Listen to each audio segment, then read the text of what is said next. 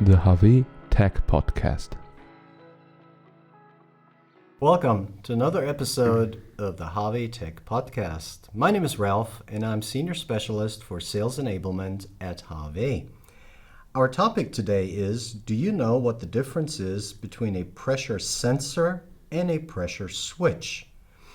Now, I'm not really sure, but I have my colleague Marcus, who works as Product Manager Electronics and Electrification at HAWE, who's hopefully going to enlighten me and tell all of us what these differences are. Welcome, Marcus. Hello, Ralph. Thank you very much for the invitation. Super nice to be here again. Always a pleasure. Always a pleasure. Let's start with our podcast. Yeah. Today's topic, we're always talking about pressure sensors and pressure switches.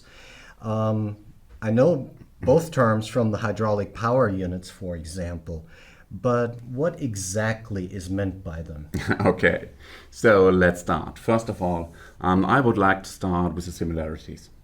So, both components monitor the pressure in a hydraulic system. They pick up the pressure signal, convert it internally, and forward this signal, in most cases, to the machine's controller. Okay. So it is an electric or electronic signal, which is used to optimize the machine functionality. Okay. Makes sense. So primarily we're talking electronic components. All right. And you just described what the similarities are, but we're really interested what the differences are. So could you go into those, please? Okay. So a pressure switch is, as the name suggests, it's a switch. So it switches as soon as a certain pressure level has appeared. It can be a very simple electronic component, where you set a pressure level, 100 bar, 200 bar, whatever is needed. And the switch switches on or off if the pressure goes above or below that pressure level. So you have two states, on or off. So, hey, I'm above, I'm below. On the other hand, the pressure sensor converts the measured signal in a constant and proportional signal. Okay. So you can compare it with a speedometer in your car, which always tell you what speed do you have actually. Besides the pressure sensor, there are theoretically an infinite number of states possible, depending on the quality and so on and so forth. Okay, makes sense. So the quality of the signals are really very different then. Yes. On, off, or constant, that is always monitoring, basically.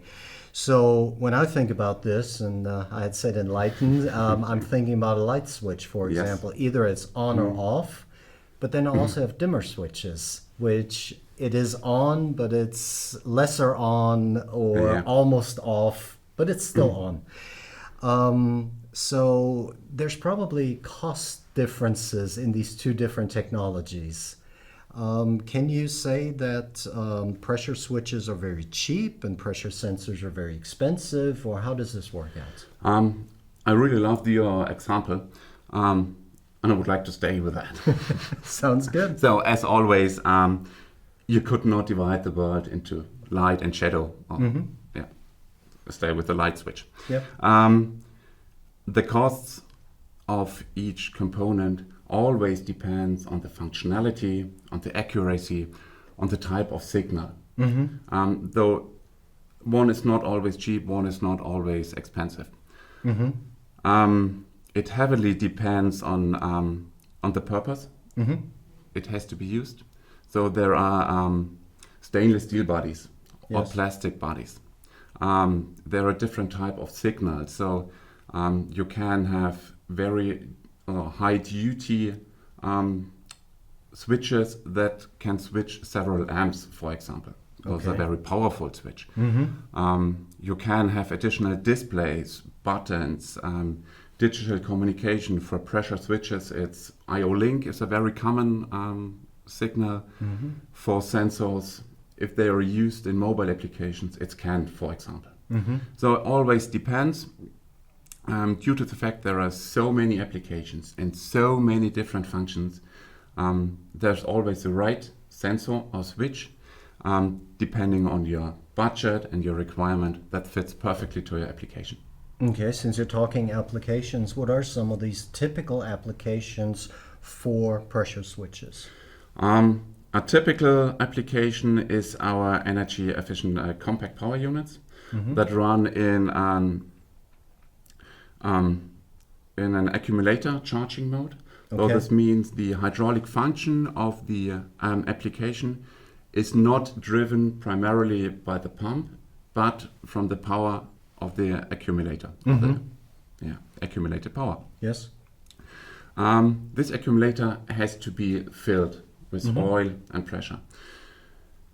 As soon as the accumulator is fully charged, if the pressure switch says, okay, I'm full, I have enough, dear pump, you can stop pumping. Right. It stops, so in that case you can save energy, which is super important by today. And as soon as the accumulator pressure falls below a certain limit, the pressure switch says, okay, I'm empty, dear pump, more. I need more. So this is a typical application for switches.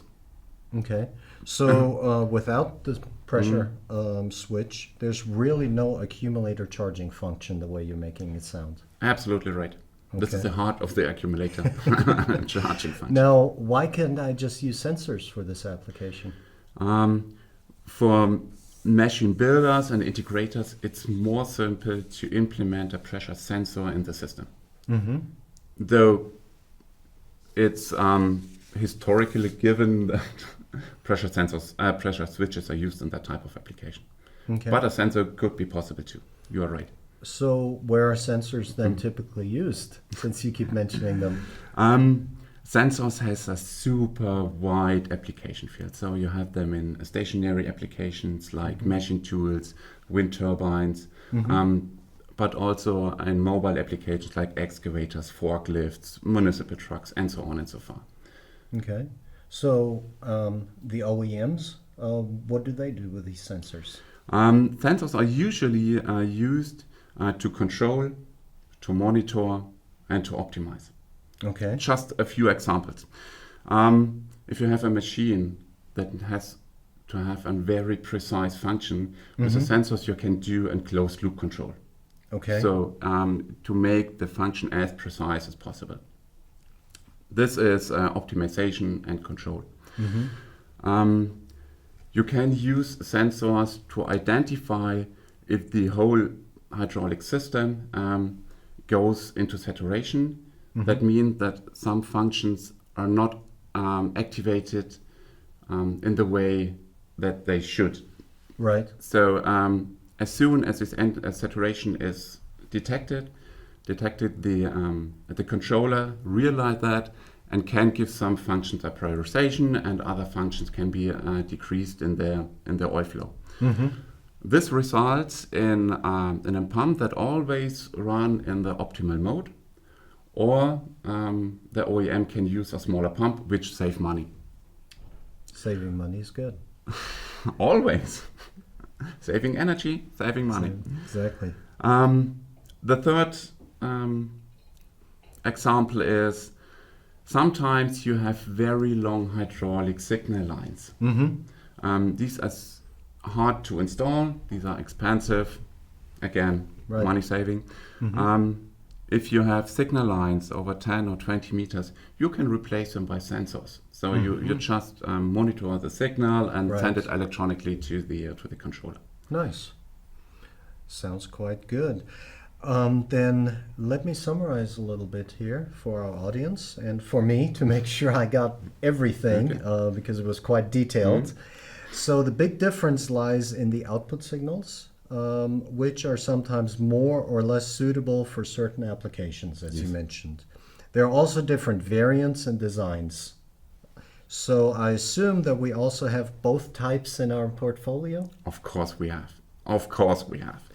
So we do not sell single hydraulic components to our customers. We sell also systems or packages of different components fitting perfectly into the customer's application.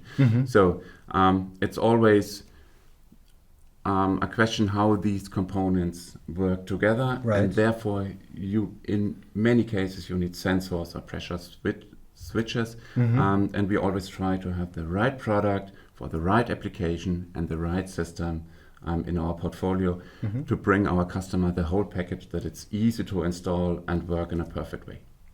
Makes perfect sense. And if somebody is interested, then of course they can write you and give you their specifications, and you could advise them, I'm sure. That's what I really love to do. Sounds great. Well, what I love to do is thank you very much for being here again and giving me this very interesting information, which hopefully was also very interesting today for our audience. We appreciate you listening and watching. If you have any suggestions for future podcasts, information you're interested in, just let us know. Write us at podcast@hawe.de. And I thank you very much for your time and attention. And thank you, Marcus. It was a pleasure as always. And until next time. See you. Bye.